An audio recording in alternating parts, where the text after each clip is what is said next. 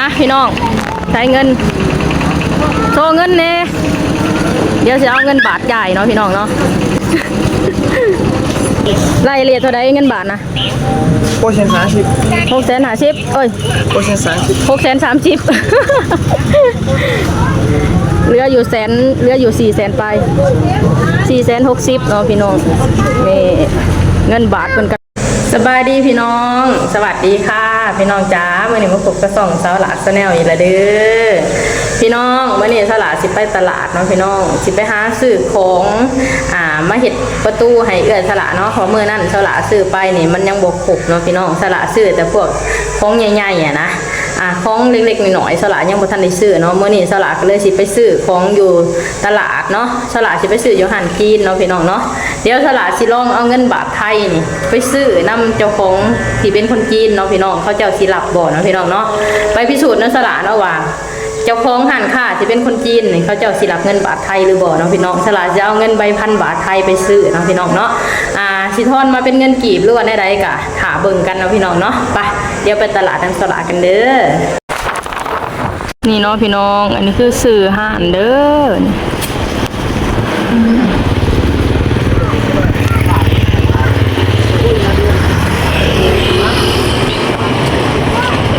พี่น้องเดี๋ยวมาซื้อของอยู่ห่านจีนต่อเนาะเดี๋ยวสลาสิลองเอาเงินบาทซื้อน้ำข้าวเจ้าเลยเนาะพี่น้องว่าต้องมาซื้อของอยู่ห่านนี่ต่อเนาะเดี๋ยวสิเอาเงินบาทซื้อ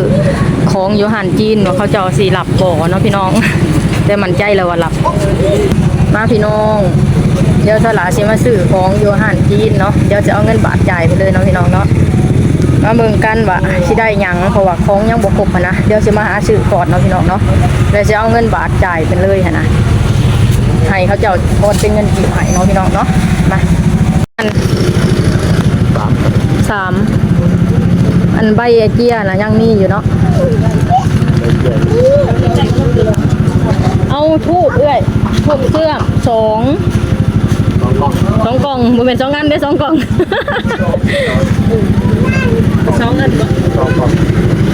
ยังอีกบ่นี่พลอยดีอยู่นี่พลอยเอาตัวหน่อยบ่เอาตัวหน่อยเนาะเดี๋ยวหาซื้อพลอยก่อนพี่น้องพลอยทาสีนี่ห่านนี่ก็เป็นห่านประจำอีกห่านหนึ่งเด้พี่น้องเป็นห่านประจำอีกห่านหนึ่งเดี๋ยวใส่เนาะอันนี้จะอันใหญ่วะอันหน่อยอยู่ใส่พี่น้องอันกลางอยากได้อันกลางคือกันหรือมั้งนี่ราคาเดียวกันหรือมั้งนี่นี่อยากได้อันนี้เนาะพี่น้องอ่อนบ่นี่ฮะคอยหาบ่เห็นตัวกลางสีดำหาเห็นแต่ตัวใหญ่มีแต่ตัวน้อยแม่หาก่อนกว่าคนบ่นี้มาเก่งกว่าคนบ่นี้นานเห็นบ่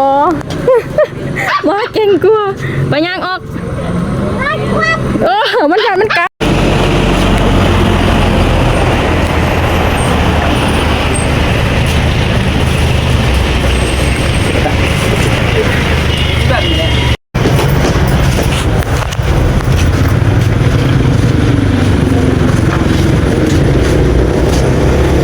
นางหมวยเหรอนี่ในคนใช่หัวมันต้องเป็นแบบนี้ต้องเป็นแบบนี้ปีนใส่เด้กำหนึ่งก็ได้มีแต่คนใช่มีแต่เบื้องซ้ายมีข้างเดียวบ่บอกมันปีนใส่ได้นะเขามาซื้อไปคนหลายคน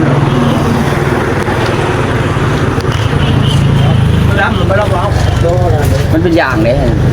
มันจะไปซอดวะจอดเคยไปที่ซอดเล็กใหญ่จดเลยอันช็อตที่มันหอดมันไหนบอกคุณไม่ใช่เอาไปจับไพ่หรอกแบบนั้นบอกมาเบิ่งด้วย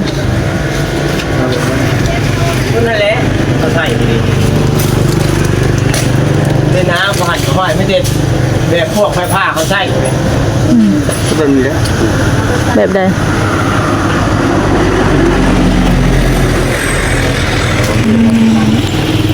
มาพี่น้อง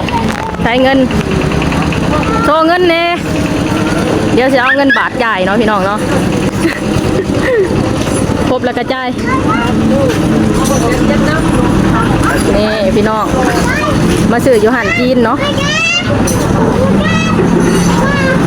ลูกค้าหลายเด้อหานนี่ก็ได้107,000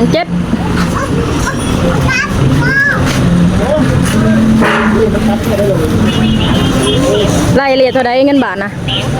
โปรเชน30 650เอ้ย โปรเชน30 630เหลืออยู่400,000ไป460เนาะพี่น้องนี่เงินบาทเป็นกระลับเด้ออ้าวป๊บหมากระล้นเอ้ยนี่เซ็ตพี่น้องยังอยากลิ่นกับหมาอยู่พี่น้องไปคนน้อยอันนี้ก็เป็นห่านประจำสลาเนาะพี่น้องสลาก็สิมักมาซื้อน้ำข้าวเจ้าแบบราคามันก็สิผ่อนลงจากห่านปกติเนาะพี่น้องเนาะตัวใดที่แบบว่าเฮาบ่ได้เน้นใส่คุณภาพปานใดเฮาก็มาซื้ออยู่นี้เนาะพี่น้องอันนี้ก็เป็นห่านของคนจีนเด้อพี่น้องเอาเงินบาทให้เพิ่นก็รับเด้พี่น้องเอาเงินบาทให้เพิ่นก็ทอนมาให้เป็นเงินกีบเนาะพี่น้องเนาะก็คือว่าง่ายๆคือแบบว่าเงินบาทนี่หาใส่ได้ทั่วไปอีหลีเนาะพี่น้องเนาะไปเดี๋ยวเฮาเมื่อกันบัดนี้พี่น้องตอนนี้สลากะมาหดเทือนเป็นที่เรียบร้อยแล้วเนาะสลากะไปซื้อของอยู่หันจีนมาเนาะพี่น้องสลาสิเฮ็ดอันประตูไหเอื้อยสลาเนาะพอปฏิแหละเป็นคนเฮ็ดว่าสลาเฮ็ดดอกสลาก็เลยอันไปซื้อของอยู่หันจีนเนาะสิ่งใดที่เฮาแบบว่าคิดว่ามันบ่ได้แบบจำเป็นอย่างมากมายเฮาก็ไปซื้อหันจีนเนาะพี่น้องเพราะว่าสิได้ลดค่าใช้จ่ายลงเนาะพี่น้องเพราะว่าอยู่ห้านที่เฮาไปซื้อหามันก็แบบเดียวกันนะแต่ราคามันสิแพงกว่าเนาะพี่น้องสลากก็เลยเลือกสิไปซื้ออยู่หันจีนเนาะพี่น้องเนาะเพราะราคามันก็สิได้ลดลงมาแน่เฮาก็สิได้แบบเซฟค่าใช้จ่ายเนาะพี่น้องนี่พี่น้องสลากก็ไปซื้ออันนี้มาเนาะ2อันเนาะพี่น้องแล้วก็ทูบเสื่อมนี่เป็นของยี่ห้อนี่เนาะพี่น้องแต่บ่ฮู้ว่าเป็นของจีนหรือของหยังบ่ฮู้เนาะ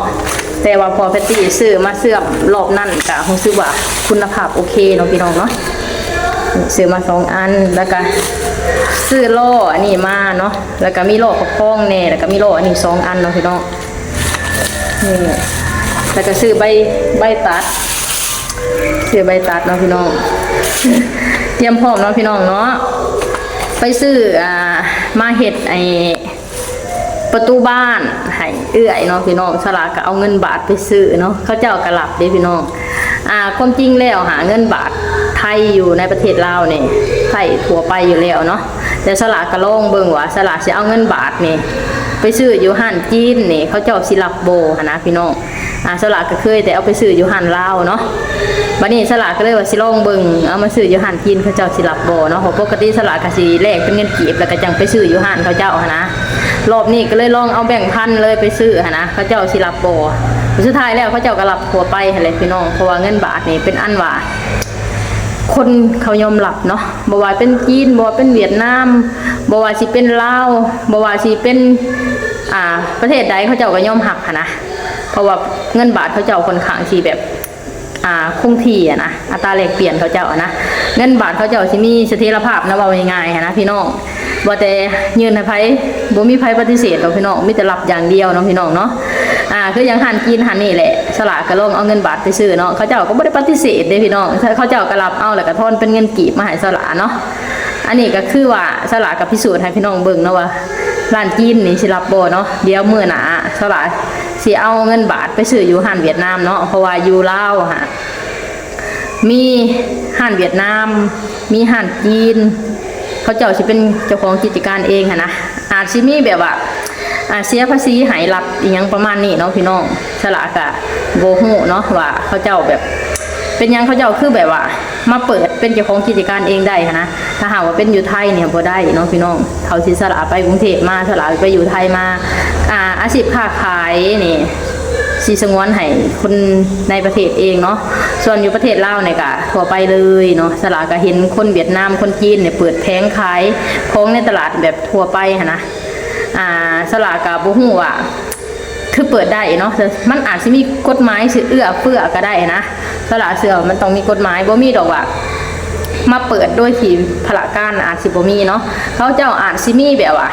เกี่ยวกับเสียให้ทางรัฐบาลลาวหันนี้นี่นั่นนะมันอาจจะเป็นแบบนี้ก็ได้เนาะพี่น้องคืออย่างอยู่แถวบ้านยายหอมนี่คนเวียดนามพี่น้องเป็นเจ้าของกิจการเยอะแยะเลยเซาเพื่อนคนลาวนำแล้วก็เปิดห้านขายของเองเนาะพี่น้องเนาะอันนี้คือแถวบ้านยายหอมเนาะคือแถวตลาดนี่ก็ใช้ข้าวมาครึ่งต่อครึ่งคนแหละครึ่งหนึ่งก็เป็นเงินต่างชาติเป็นเจ้าของเนาะอีกครึ่งหนึ่งก็เป็นคนลาวเองเนาะพี่น้อง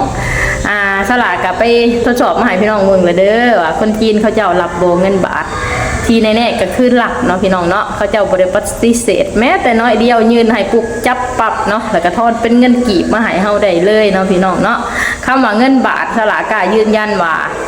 อยู่ลาวนี่ใส่ได้โดยทั่วไปเนาะคือแบบว่า